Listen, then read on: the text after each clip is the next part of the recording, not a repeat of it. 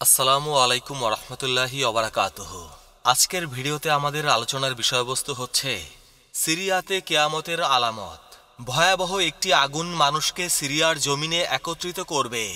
সহিহ বুখারী ও মুসলিম শরীফে আবু হুরায়রা রাদিয়াল্লাহু তাআলা আনহু থেকে বর্ণিত হয়েছে, আল্লাহ রাসূল সাল্লাল্লাহু আলাইহি ওয়াসাল্লাম বলেছেন, মানুষকে তিনভাবে একত্রিত করা হবে। একদল লোককে আশা ও ভয় মিশ্রিত অবস্থায় হাঁকিয়ে নেওয়া হবে। দুইজনকে একটা উটের ওপর, তিনজনকে একটা উটের ওপর, চারজনকে একটা উটের ওপর এবং 10 জনকে একটা উটের ওপর আরোহিত অবস্থায় হাসরের দিকে হাঁকিয়ে নেওয়া হবে। বাকি সকল মানুষকে আগুন হাঁকিয়ে নেবে। মানুষ যেখানে দুপুরের বিশ্রাম নেওয়ার জন্য অবস্থান করবে, আগুনও সেখানে থেমে যাবে। মানুষ যে স্থানে রাত অতিবাহিত করার জন্য অবস্থান করবে, আগুনও সেখানে থেমে যাবে। এরপর আবার তাদেরকে নিয়ে চলবে। মানুষ যেখানে সকাল করবে, আগুনও সেখানে থেমে যাবে। মানুষ যে স্থানে বিকালে অবস্থান করবে, আগুনও সেই স্থানে অবস্থান করবে। এরপর আবার আগুন মানুষকে হাঁকিয়ে নেবে। অন্য বর্ণনায় এসেছে, আদনের গর্ত হতে একটা আগুন বের হয়ে মানুষকে বেষ্টন করে নেবে। চতুর্দিক থেকে তাদেরকে হাসরের মাঠের দিকে হাঁকিয়ে যাবে। যে পিছিয়ে যাবে, আগুন তাকে জ্বালিয়ে ফেলবে। অতঃপর ইমাম ইবনে কাসির এই অর্থে আরও অনেক হাদিস বর্ণনা করেছেন। পরিশেষে বলেছেন, হাদিসগুলোর বর্ণনা প্রসঙ্গ প্রমাণ করে যে এটা হবে আখেরি জামানায় দুনিয়ার বিভিন্ন প্রান্ত থেকে পৃথিবীর সমস্ত মানুষকে সিরিয়ার একটি স্থানে সমবেতকরণ। মানুষ তখন 3 ভাগে বিভক্ত হবে। এক শ্রেণীর লোক তখন পানাহার করবে, কাপড় চোপড় পরিধান করবে এবং আরোহণ করবে। আরেক শ্রেণীর লোক কখনো পায়ে হেঁটে চলবে, আবার কখনো আরোহণ করবে। তারা পালাক্রমে মাত্র একটি উটের ওপর আরোহণ করবে। 2 জন মিলে একটি উটের ওপর আরোহণ করবে, আবার কখনো 3 জন মিলে একটি উটের ওপর, আবার কখনো 10 জন মিলে একটি উটের ওপর। বাহন কম থাকার কারণে এভাবেই তারা একই বাহনের ওপর পালাক্রমে আরোহণ করবে। আর পৃথিবীর বাকি মানুষদেরকে আগুন হাঁকিয়ে নিয়ে যাবে। এ আগুনটি ইয়ামানের আদানের গর্ত থেকে বের হয়ে সমস্ত মানুষকে ঘেরাও করবে এবং প্রত্যেক দিক থেকে হাসরের জমিনের দিকে হাঁকিয়ে নেবে। যে মানুষ পিছিয়ে পড়বে, আগুন তাকে জ্বালিয়ে ফেলবে। এই ঘটনা ঘটবে আখেরি জামানায়।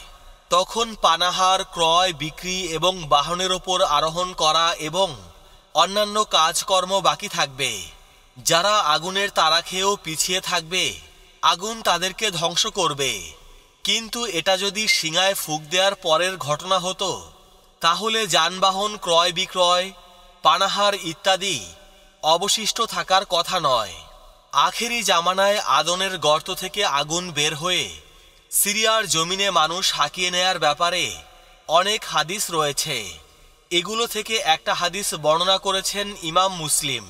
আব্দুল্লাহ ইবনে ওমর রাদিয়াল্লাহু তাআলা আনহু থেকে বর্ণিত হয়েছে, আল্লাহ রাসূল সাল্লাল্লাহু আলাইহি সাল্লাম ইরশাদ করেছেন, অচিরেই কিয়ামত দিবসের পূর্বে হাজারা মাউত শহর কিংবা হাজারা মাউতের দিক থেকে একটা আগুন বের হবে এবং মানুষকে হাঁকিয়ে নেবে। সাহাবীগণ তখন জিজ্ঞেস করলেন, ইয়া আল্লাহ রাসূল সাল্লাল্লাহু আলাইহি ওয়াসাল্লাম, ওই মুহূর্তে আপনি আমাদেরকে কিসের আদেশ দিচ্ছেন? তখন মহানবী সাল্লাল্লাহু আলাইহি ওয়াসাল্লাম বললেন, তোমরা সিরিয়াতে বসবাস করো। হাদিসটি নেওয়া হয়েছে আহমদ এবং তিরমিজি থেকে।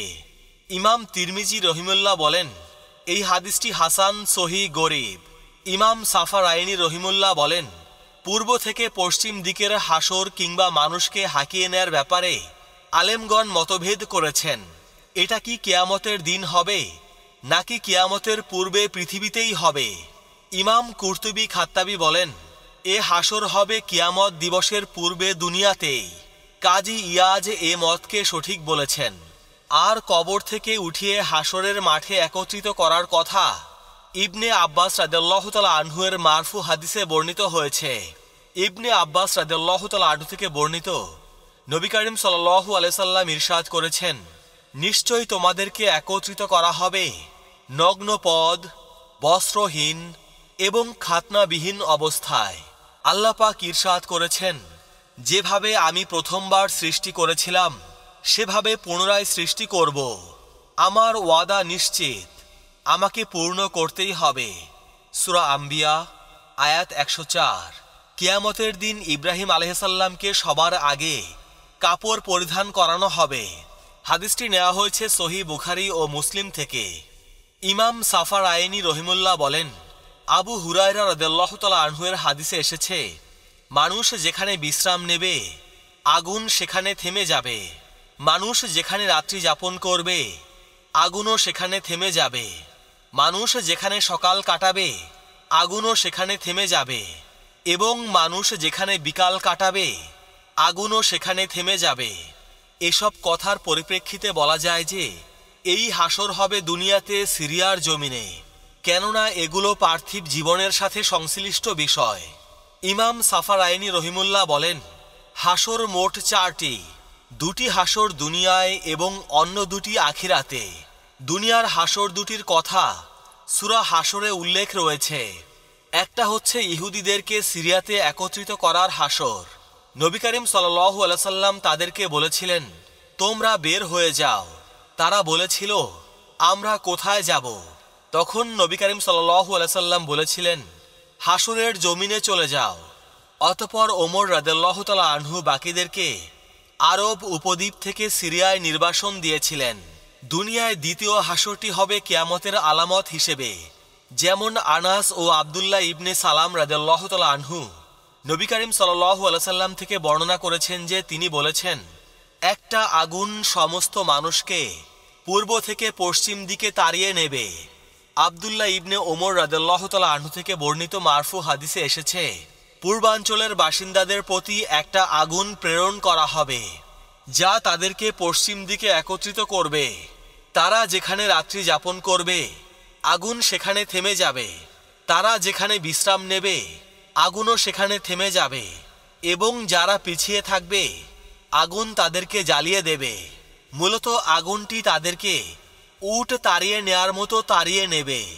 হাফেজ ইবনে হাজার রাহিমুল্লাহ বলেন, আদনের গর্ত থেকে আগুনটি বের হওয়ার অর্থ এই নয় যে সেটা তাদেরকে পূর্ব থেকে পশ্চিমে হাঁকিয়ে নেবে, কারণ এটা প্রথমত বের হবে আদন থেকে।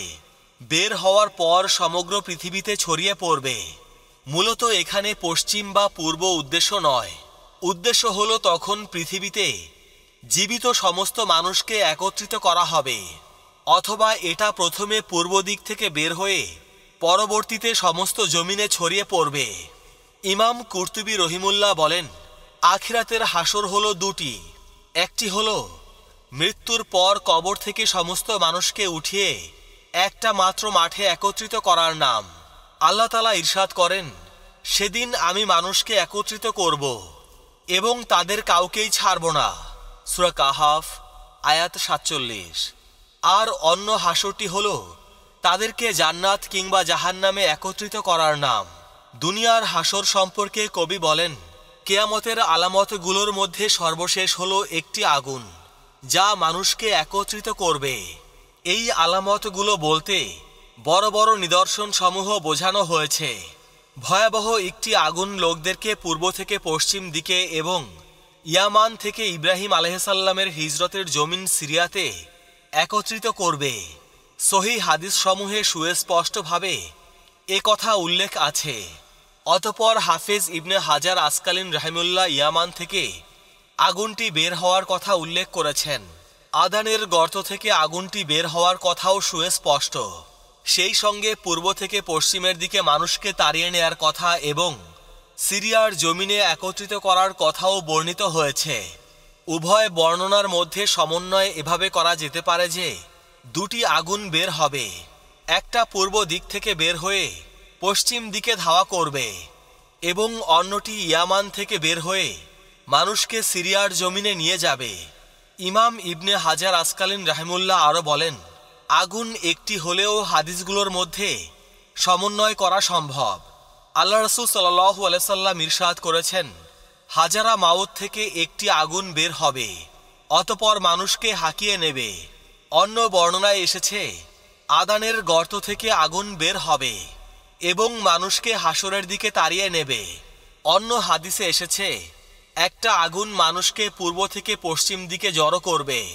এ সকল হাদিসগুলোর মধ্যে এভাবে সমন্বয় করা সম্ভব যে সিরিয়া হলো একত্রিত করার স্থান এবং এটা পূর্বের দেশগুলোর তুলনায় পশ্চিমে।